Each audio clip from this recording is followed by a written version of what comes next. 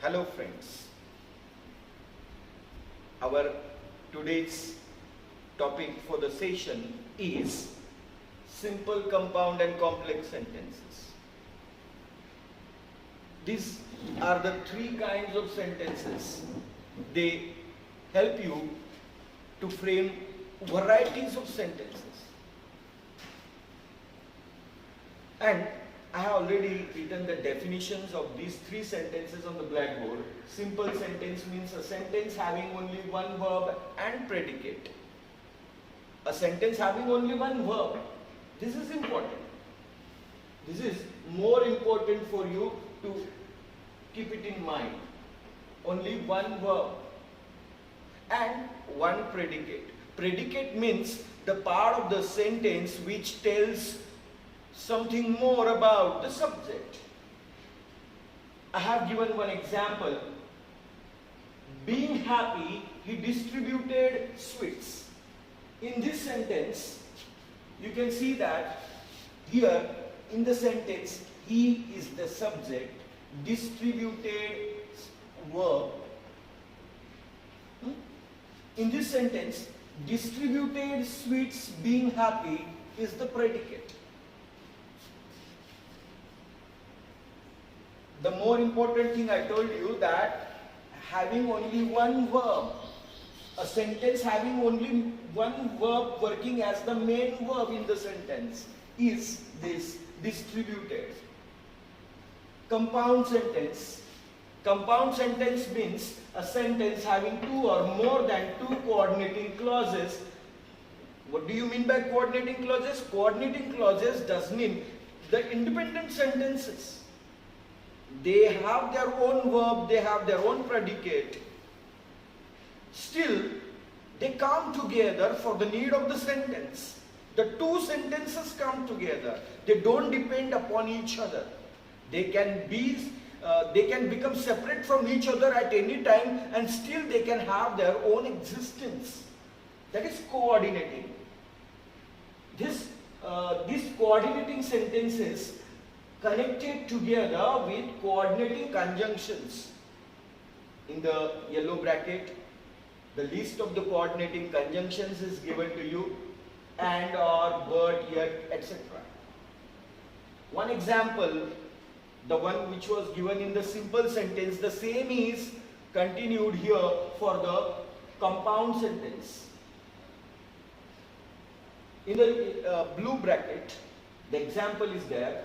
He was happy. See, here in the sentence, he was happy is an independent sentence. It can take full stop here. He was happy. It makes the sense of the meaning. And the second part is, and he distributed sweets. Including this coordinating conjunction, it can have its own existence. Here in the sentence, distributed is the verb, and he distributed sweets. Though the sentence is beginning with and, still it makes its sense. It has its complete meaning. So, having these two coordinating clauses, this one is the first, and from and to sweets, this is the second clause. These two clauses have come together for the sake of the sentence, for the sake of the meaning of the sentence, for the continuation of the meaning of the sentence. Now, there is complex sentence. A sentence having one main clause. Main clause means the clause which doesn't depend upon any other part of the sentence, any other sentence. It has its own complete full meaning. A sentence having one main clause and one or more than one subordinating clause or clauses connected together with main clause. Subordinating clause, you might have understood the meaning of the word subordinating. Subordinating means depending on the main clause. It has to depend. It doesn't have its own meaning. It is not having its complete meaning. It cannot take full stop without the help of the main clause. So these subordinating clause or clauses are connected with the main clause by the help of these subordinating conjunctions.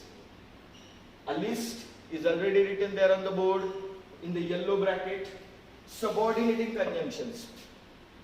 WH words, most of the WH words are used as subordinating conjunctions. That, because, so that, so dash dash wala that, so that, if, unless, no sooner, as soon as, though, although, etc. Such kinds of conjunctions are used to form these complex sentences, to connect the two clauses, the main clause and the subordinating clause.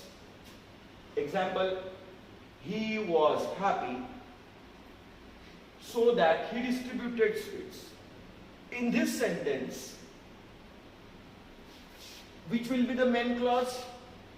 So that he distributed sweets. Can it be the main clause? Can it have its own meaning? So that he distributed sweets? So that raises a question in the mind. So this sentence is not fulfilling a complete meaning. But when the first part is read, he was happy so that he distributed sweets, that time it gets its complete meaning. So in the sentence, he was happy is a main clause, and so he distributed sweets is subordinating clause. Now, just for the sake of practice, we'll see some examples. Sentences. The first is, I saw a beautiful garden.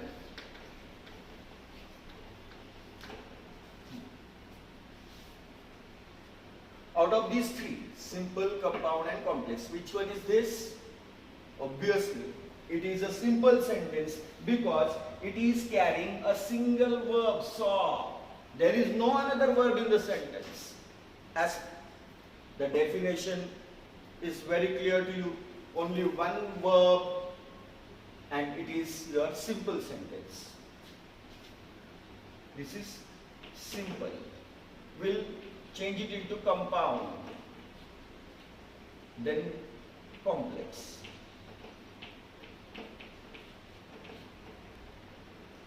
Now see, I saw a beautiful garden.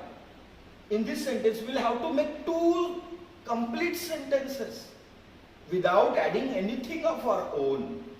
The meaning must be the same, the tense must be the same, and there mustn't be any addition.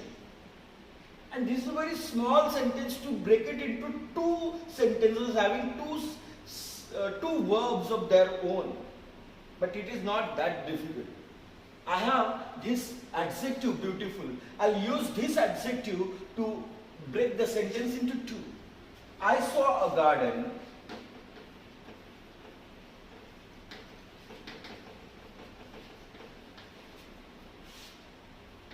It was beautiful. I saw a garden, it was beautiful. See, now I'll use coordinating conjunction out from this list. And, or, but, yet. Can you use or? No. Or won't help, but won't help, yet won't help here. So, by default, your and comes here to connect these two sentences and it becomes your compound sentence.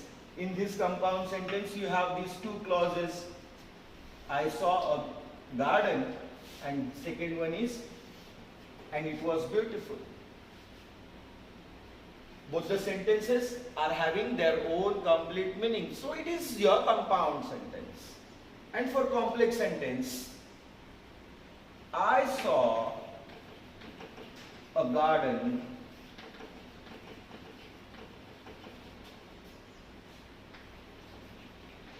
which this WH word as the subordinating conjunction I have used. I saw a garden which was Was I use because simple past tense is given to you. I am not supposed to change the tense of the sentence. I saw a garden which was beautiful.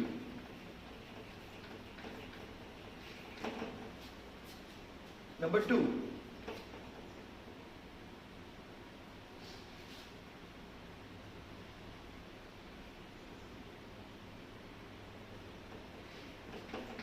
His father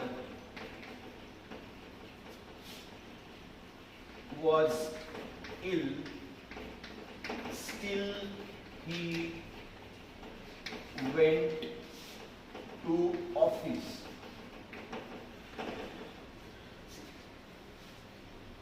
Which is this?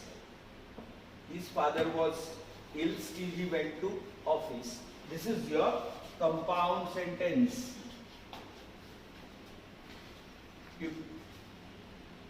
Still is used as the coordinating conjunction in the sentence. His father was ill, this is your one clause, and still he went to office, your another clause. This compound sentence will change it into complex and simple. First, for the complex sentence. What is the meaning of the sentence? I told you, we are not supposed to change the meaning of the sentence. Even the fragrance of the sentence, the soul of the sentence must remain the same. His father was ill, still he went to office. It means that when his father was ill, he was not supposed to go to office. He should have stayed at home. But he didn't. So, this sense, this soul of the sentence must remain the same for the complex also.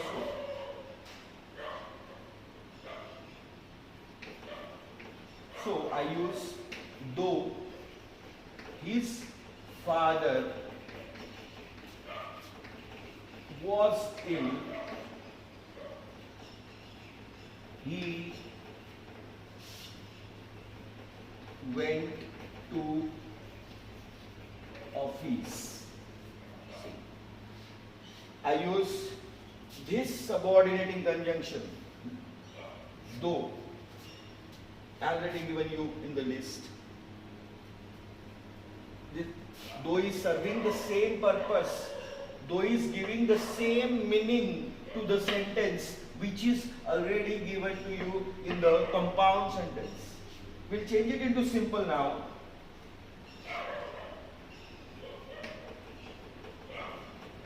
In spite of his father's illness, he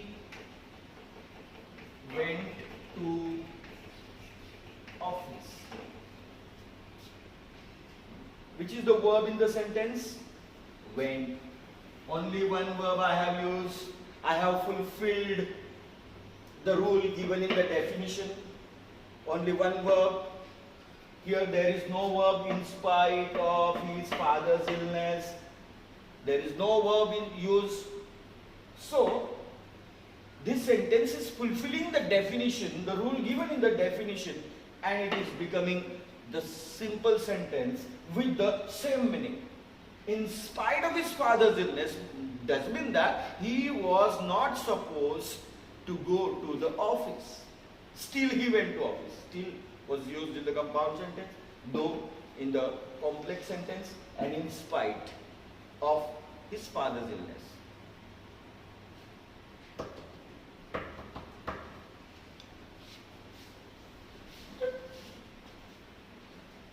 Thank you.